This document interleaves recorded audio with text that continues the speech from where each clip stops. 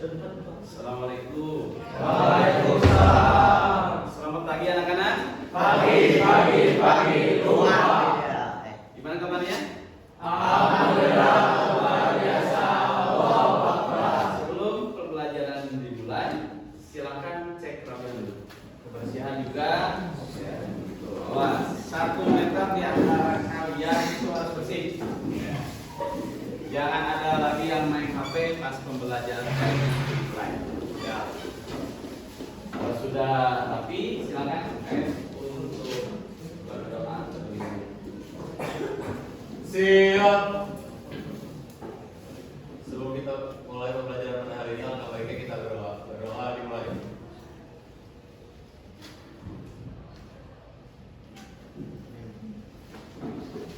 Selesai.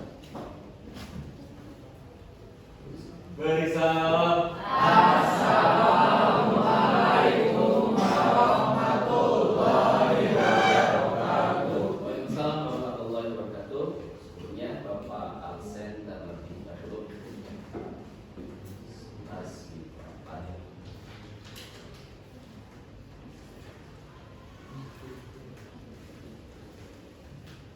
Adia, Peradaban Islam dibagi menjadi 3 keluarga. Adita, sakit, Pak. Adrian, Muslimah termasuk ke dalam hak non muslim. Alia, sakit, ada pemberitahuan surat sakitnya, ya, ada. Anastasia, Peradaban Islam Arazi. Anissa, sakit. Ayunda sakit. Bagaskara, Ben. Cahya, Kalista,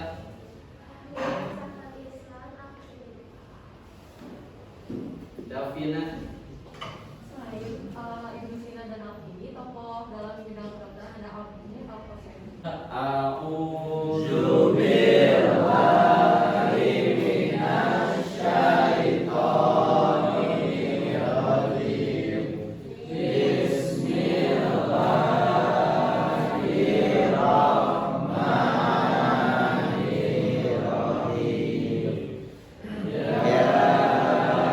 ayyuhalladzina amanu idza qila lakum tafassahu fil majalisi fafsahu yafsahillahu lakum wa idza qila ansyuzu famsyuzu yarfa'illahu allazina amanu minkum wallazina utul ilma darajat. Allahu bima ta'maluna khabir. Shadaqallahu. Sebelum kita lanjutkan ke melanjutkan materi yang kemarin, ada yang mau menjelaskan dulu berkenaan tentang materi minggu lalu. Silakan. Boleh silakan agak sebelum berdiri. Jadi dalam periode masa kejayaan Islam itu kan dibagi juga, ada masa klasik, masa pertengahan, sama zaman modern. Oke. Ada lagi silakan. Boleh silakan. Sekarang silakan. Jadi pada masa kejayaan Islam banyak ilmuwan yang menemukan karya-karya baru. Oke. Ada yang mau menjelaskan siapa saja? Yang terus boleh silakan. Salah satunya yang dari dokter ada untuk penemu dokter ada Ibnu Sina, Al-Qasri, ada Ibnu Rashid, ada Abu Al-Qasim Al-Zahwari, ada Abu Zaid Al-Bahri. Oke. Jadi semuanya paham ya berkenaan tentang Islam masa kejayaan kejayaan yang sudah kita pahami di minggu yang lalu, dan sekarang tentunya Bapak akan menjelaskan tentang proses pembelajaran atau tujuan pembelajaran pada hari ini. Ya. Ini kita tentunya dituntut untuk pertama bisa menyajikan kaitan antara perkembangan Islam pada masa kejayaan dengan prinsip semangat membaca, terus menyajikan kaitan antara perkembangan Islam pada masa kejayaan dengan prinsip tauhid, dan terakhirnya menyajikan kaitan antara perkembangan Islam pada masa kejayaan dengan prinsip keterbukaan dan kreativitas yang tentunya kalian nanti akan dituntut untuk membuat sesuatu yang inovatif, yang kreatif, yang tentunya yang belum ada di dunia ini tentunya ya. Selanjutnya kita akan masuk ke materi ya, atau melanjutkan materi yang lalu berkenaan tentang menyajikan keterkaitan Islam pada masa kejayaan.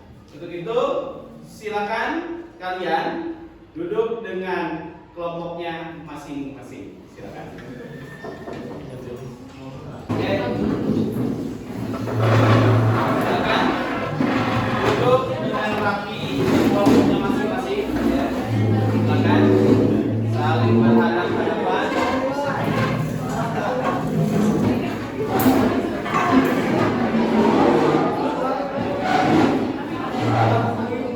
Oke, baik, rekan-rekan sekalian, sebelum kita lanjut ke pembelajaran berikutnya, silakan kalian cermati gambar yang ada di depan. Ya.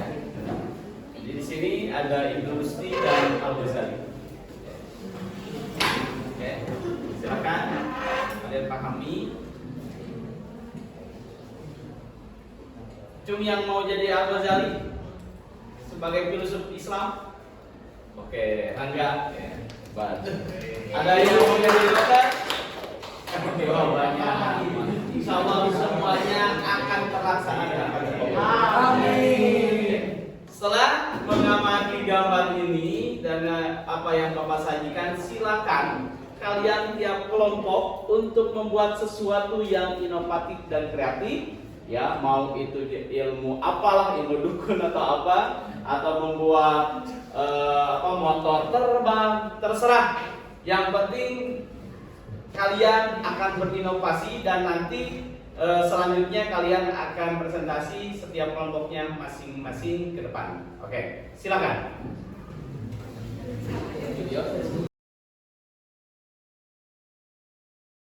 Teori keempat. Masa keempat. Nah,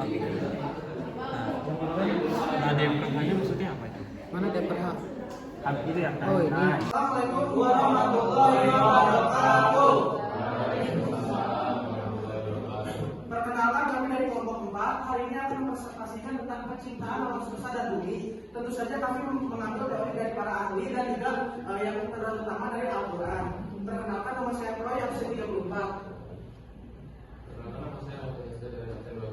Nama saya Nabil Ramadan, saya 30. Nama saya Kias Iskandar yang saya 3. Nama saya Muhammad Fasal yang usia 23. Nama saya Ramadan saya 3. Teori penciptaan langit dan bumi menurut para ahli. Kami menemukan dari teori kabut. Nah, yang pertama itu teorinya dari Emmanuel Swedenborg. Nah, teori ini disempurnakan sama si Immanuel Kant. Nah, teori yang kedua dari Pierre Marcus de Laplace. Teorinya itu teori kedua. Nah, teori ketiganya dari si Bois. Habis itu nih, kita lanjut langsung ke teori Immanuel Kant. Menurut Kant, tata surya berasal dari nebula, yaitu gas atau kabut tipis yang sangat luas dan bersuhu tinggi, berputar sangat lambat. Kemudian perputaran yang lambat tersebut menyebabkan terbentuknya konsentrasi materi yang memiliki berat jenis tinggi yang disebut inti massa. Terkait dan relasi. Yang kedua ada stimulan, yaitu jenis narkoba yang berefek mempercepat kerja jantung dan otak berbeda-beda. Pengguna narkoba jenis ini akan memiliki tenaga ekstra dan akan merasa senang dan gembira untuk sementara waktu. Terakhir ada depresi, yaitu jenis narkoba yang akan menekan sistem saraf pusat serta mengurangi aktivitas fungsional tubuh. Pengguna narkoba ini Quraisy yang kan akhirnya kayak awalnya menolak Islam dan menolak Nabi sendiri,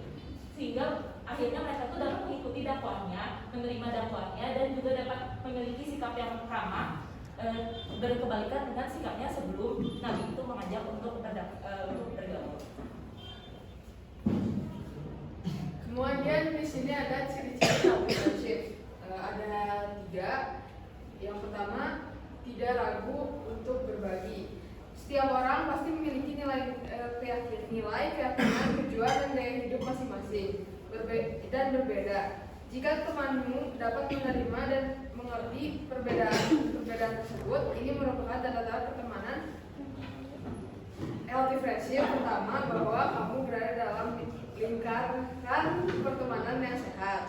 Yang kedua, ada mendukung kesuksesanmu. Bila temanmu ikut merayakan dan dengan tulus memberi selamat atas kesuksesanmu, itu artinya kamu berada dalam lingkup pertemanan yang sehat. Sebaliknya, jika kamu justru merasa temanmu tidak suka atau cemburu akan pencapaianmu, karena itu merupakan salah satu ciri-ciri teman toksik.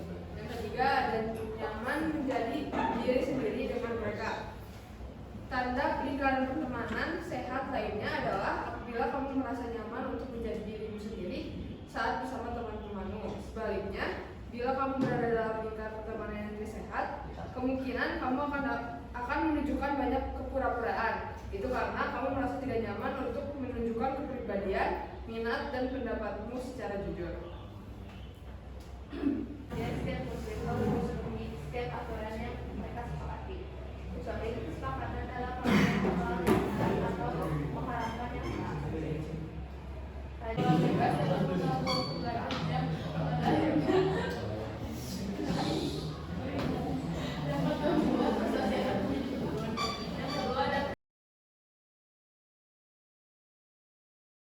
Anak-anak sekalian, setelah kita sudah mendiskusikan apa yang sudah kalian sajikan melalui kelompoknya masing-masing, silakan simpulkan setiap kelompoknya dan kita kaitkan dengan Islam masa kejayaan dengan materi yang sudah kalian jelaskan. Silakan mulai dari kelompok 1.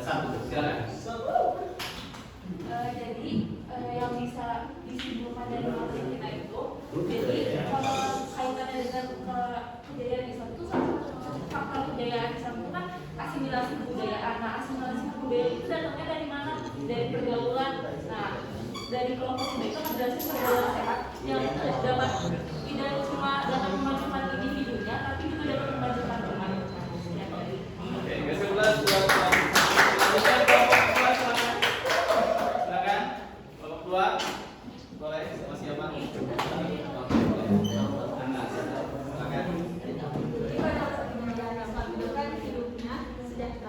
Karena ada sebuah peraturan sama seperti peraturan lalu lintas yang sekarang itu dibuat untuk mensejahterakan dan untuk keselamatan. Oke, kasih bola buat kelompok 2. Kelompok 3 silakan. Boleh silakan Troy. Kenapa kita memilih tentang penciptaan alam semesta dan bumi? Karena pada masa kejayaan banyak sekali bintang-bintang yang buktinya bintang-bintang dinamakan oleh para astronomi dan astrologi Islam. Itu salah satu syarat kita memilih itu. Dan pada abad 1025 Masehi sampai 1250 Masehi itu juga kan dari pertengahan abad klasik sampai pertengahan abad pertengahan. Nah itu tuh mereka tuh disitu masyarakat Islam memimpin kemajuan astrologi, astronomi dan pengetahuan tentang alam semesta. Oke, kasih bola buat kelompok 3.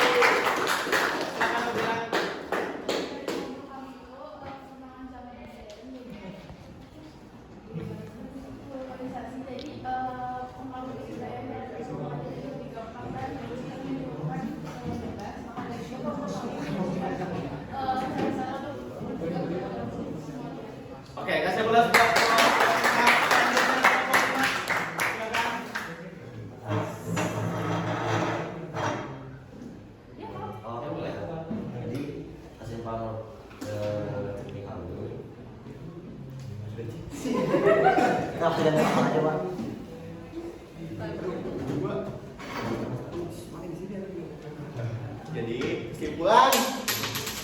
Jadi kesimpulan dari kelompok kami adalah para ulama bersepakat bahwa hukum berkonsumsi benda-benda tersebut adalah haram.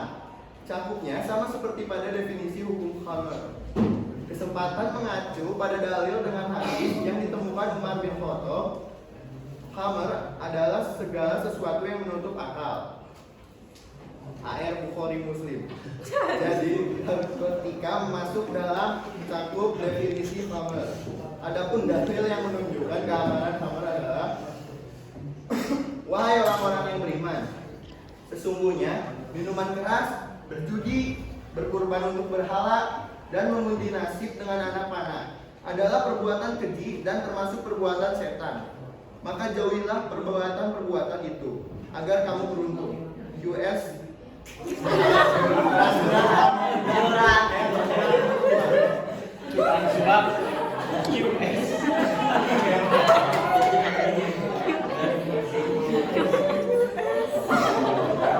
US dollar.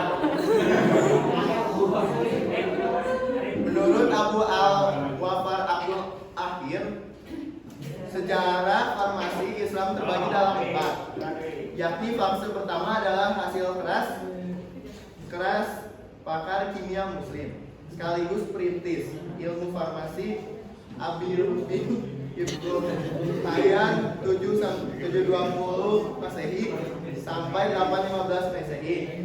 Fase kedua ilmu farmasi dikembangkan oleh Ibnu Masyawai dari 777 sampai 857 Masehi. Al-Kindi 809 sampai 873. Tabur Ibnu Sa'i wafat 869 Masehi. Abu Hasan Ali bin Abi Sal-Rabani At-Tabari 383 sampai 870. Dan Zakaria Al-Aziz 864 Masehi sampai 930 Masehi. Jadi kita ngambil materi ini untuk mengedukasi teman-teman semua, di mana materi ini tidak dibahas dalam sejarah masa kejayaan Islam. Di sini juga kita mengaitkan materi ini dengan proses perkembangan obat-obatan atau medis dalam masa kejayaan Islam. Oke, kasih ulas buat kelompok 5. Jadi anak-anak sekalian, kalian harus pahami Islam pada masa kejayaan tentunya dapat kita teladani dari mulai apa yang jadi faktor-faktor kemajuan Islam pada masa dulu, dari mulai faktor internal, eksternal. Baik, anak-anak sekalian, untuk pembelajaran hari ini kita sekian. Sebelumnya kita berdoa dulu. Silakan berdoa dipimpin oleh KM.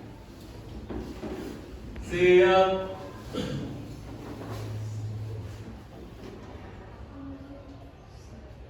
Sebelum kita akhiri pembelajaran hari ini, langsung kita berdoa. Doa dimulai.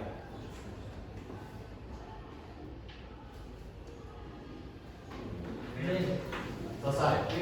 Beri salam. Assalamualaikum.